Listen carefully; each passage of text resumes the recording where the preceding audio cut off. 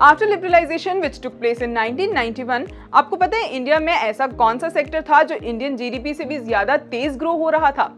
It's IT sector, जिसकी growth 15.5% से हो रही है। एंड इसी अट्रैक्टिव ग्रोथ को देखते हुए फॉरेन इन्वेस्टर्स का सर्विस सेक्टर में सबसे ज्यादा इंटरेस्ट इंडिया की आईटी इंडस्ट्री में डेवलप होना स्टार्ट हुआ।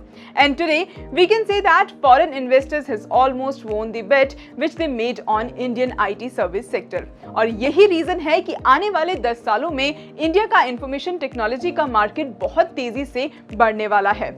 इंडिया हर साल आईटी इंडस्ट्री में लगभग 7.7% से ग्रो कर रहा है। इसीलिए आज मैं आपको टॉप आईटी स्टॉक्स के बारे में बताऊंगी जिनमें आप इन्वेस्ट कर सकते हो और अपने पोर्टफोलियो को ग्रो कर सकते हो।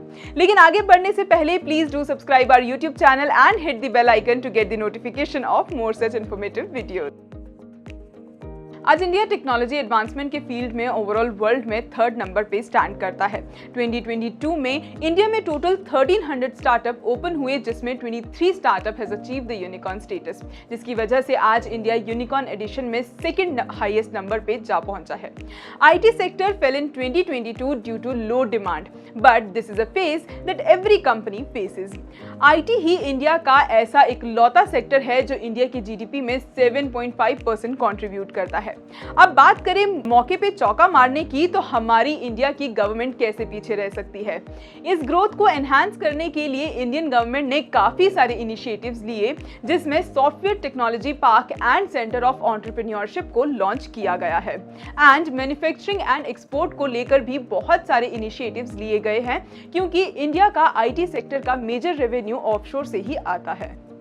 FY 2023 में इंडिया की टेक्नोलॉजी इंडस्ट्री में इंक्लूडिंग हार्डवेयर अप्रॉक्सीमेटली $245 बिलियन या उससे ज्यादा ग्रो होने की उम्मीद है, जो पिछले साल से 8.4% तक ग्रो हुआ है।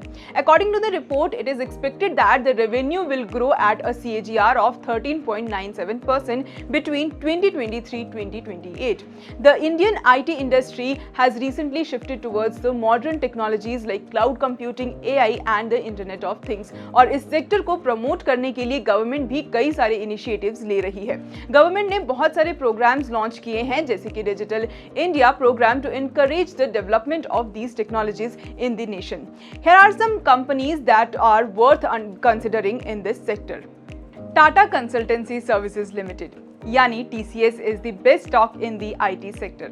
TCS मार्केट कैपिटलाइजेशन के हिसाब से इंडिया की सबसे वैल्यूएबल आईटी कंपनी में से एक है and TCS has operations across 46 countries.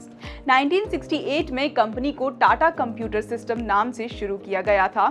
फिर 2004 में TCS स्टॉक मार्केट में लिस्ट हो गई and TCS now has a total of 50 subsidiary companies and is recognized world wide as an IT giant. Tata consultancy services has reported strong financial results for the full year ending March 31, 2023. During this period, उनको $34.1 billion के contracts मिले हैं and in the 4th quarter company को $10 billion के contract मिले, which is the highest they have ever achieved for big deals. Company का market capitalisation करीब 12,67,513 करोड़ है। कंपनी के पिछले 6 साल के एवरेज रिटर्न्स 11.7% तक रहे हैं। कंपनी का ROCE करीब 59.1%, ROE 46.9%, डेट टू इक्विटी 0.09 तक रहा है। हमारे 2023 के टॉप आईटी स्टॉक की लिस्ट में दूसरा नाम है Infosys limited.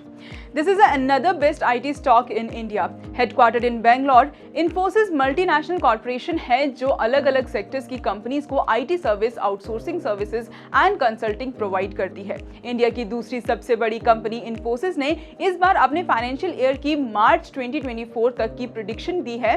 They expected their revenue to grow between 4% and 5% in constant currency terms, और उनका मार्जिन 20% टू 22% के बीच रहेगा। कंपनी का मार्केट कैपिटलाइजेशन करीब 5,78,599 करोड़ है। कंपनी के पिछले 5 साल के एवरेज रिटर्न्स 15.0% तक रहे हैं। कंपनी का ROCE करीब 40.7%, ROE 31.8%, डेट टू इक्विटी 0.11% तक रहा है। हमारे 2023 के टॉप आईटी स्टॉक की लिस्ट में अब तीसरा नाम है Wipro limited. Wipro information technology technology, consulting and business process service provide करती है। Company robotics, analytics, cloud computing और अदर एडवांस्ड टेक्नोलॉजीज को यूज करती है to assist their clients world wide. Their aim is to help their client adapt to digital trends and support them in achieving success and growth. Company का market capitalisation करीब 2,29,160 करोड़ है। Company के पिछले 5 साल के एवरेज रिटर्न्स 14.8% तक रहे हैं। कंपनी का ROCE करीब 17.7%, ROE 15.9%, डेट टू इक्विटी 0.22 तक रहा है। HCL Tech is a leading global IT service company जो कि wide range of software service, infrastructure service and business outsourcing service provide करती है।